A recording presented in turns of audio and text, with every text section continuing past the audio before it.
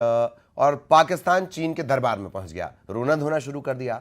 भारत के सिंधु जल समझौता स्थगित करने के बाद पाकिस्तान की एक और चाल बेनकाब हुई। दावा किया गया कि चीन भी भारत का पानी रोक सकता है, लेकिन यह दावा जमीनी हकीकत से कोसों दूर नजर आता है, क्योंकि चीन के लिए भी पानी को रोक पाना मुमकिन नहीं है।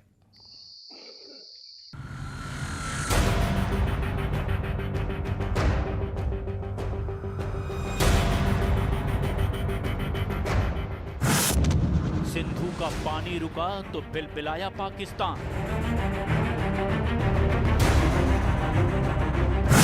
चीन की चौखट पर सजदे में बैठ गए शहबाज।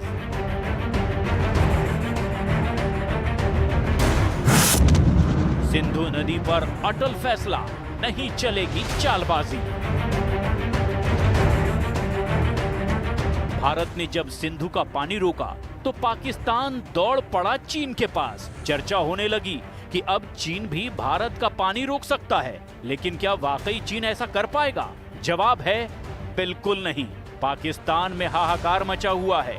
सेना से लेकर सरकार तक, मीडिया से लेकर आतंकी तक, सबका गला अभी से सूखने लगा है। और अब चीन के नाम पर भी धमकियां दी जाने लगी हैं कि अगर भारत ने ऐसा किया, पानी रोका, तो चीन भी ऐसा ही कर सकता है, सिंधु का पानी तिब्बत में ही रोक सकता है।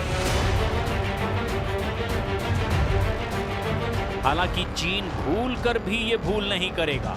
पाकिस्तान की सेना और सरकार की तरह चीन बहकी हुई चाल नहीं चलेगा, क्योंकि चीन को भी पता है कि अगर उसने सिंधु या ब्रह्मपुत्र नदी पर किसी भी तरह से टेढ़ी चाल चली तो वो पाकिस्तान और बांग्लादेश को ऐसी मुसीबत में डाल देगा जो सांसें रोकने वाला कदम बन जाएगा।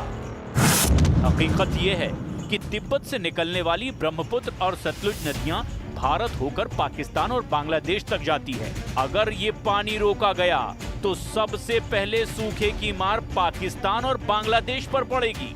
अब बात कर लेते हैं चीन के पानी वाले प्लान की, जो अब भारत को डराने के बजाय उसी का सरदर्द बनता जा रहा है। चीन ने ब्रह्मपुत्र नदी पर मेडॉक बांध का काम शुरू किया है और उसका दावा है कि इस बांध से वो 300 बिलियन किलोवाट बिजली सालाना पैदा करेगा। लेकिन सच्चाई तो ये है कि ये एक रन ऑफ रिवर प्रोजेक्ट है, जिसमें लंबे समय तक पानी रोका ही नहीं जा सकता। मतलब साफ है, पानी को अड़ाकर भारत पर दबाव डालने का जो सपना चीन देख रहा है वो तकनीकी तौर पर अधूरा है और रणनीतिक रूप से खतरनाक। जहां से ब्रह्मपुत्र बेंड होके अरुणाचल प्रदेश में घुसती है, उस जगह पे दुनिया का सबसे बड़ा हाइड्रो पावर प्रोजेक्ट बना रहा है। इससे देखिए 60 गीगावाट का इलेक्ट्रिसिटी जनरेट होगा, जो कि तमाम 3 करोड़ घरों में इलेक्ट्रिसिटी दे सकता है। तो एक बहुत बड़ा प्रोजेक्ट है। और साथ में देखिए चाइना जो वाटर को as a strategic weapon use कर रहा है, वो एक खतरनाक चाल है। भारत इस बार सिर्फ जवाब नहीं दे रहा, बल्कि जवाब के साथ इंतजाम भी कर रहा है।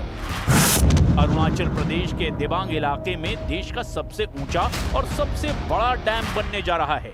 3000 मेगावाट बिजली का प्लान, 288 मीटर ऊंचाई का प्रोजेक्ट और चीन को जवाब देने का ठोस बंदोबस्त। ये वही डैम है जिसका शिलान्यास 2008 में हुआ था, लेकिन असली रफ्तार मोदी सरकार के आने के बाद 2019 में मिली।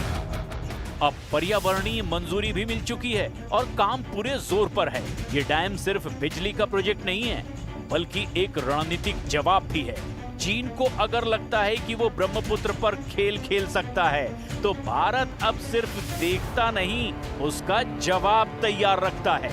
ये डैम ना सिर्फ बाढ़ रोकेगा, बल्कि सूखे की साजिशों को भी नाकाम कर देगा।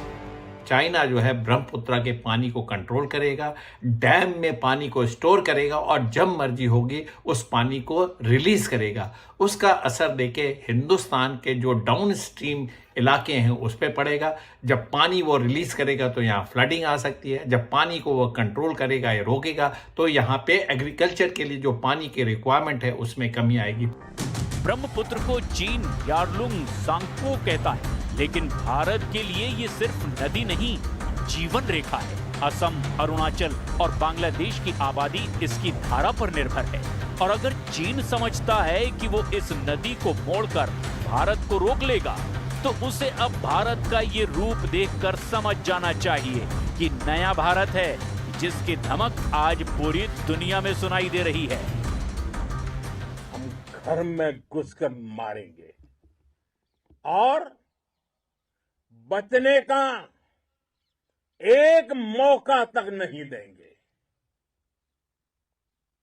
और हमारे ड्रोन्स, हमारी मिसाइलें,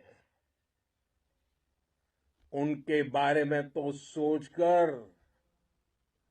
पाकिस्तान को कई दिन तक नींद नहीं आई।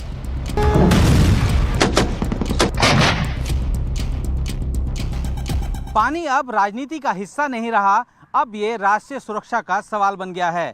अगर चीन ने सतलुज और ब्रह्मपुत्र का पानी रोका तो पाकिस्तान और बांग्लादेश में हाहाकार मच जाएगा। यानी कि भारत पर वार करने की कोशिश में चीन अपने ही प्यादों को डुबो बैठेगा।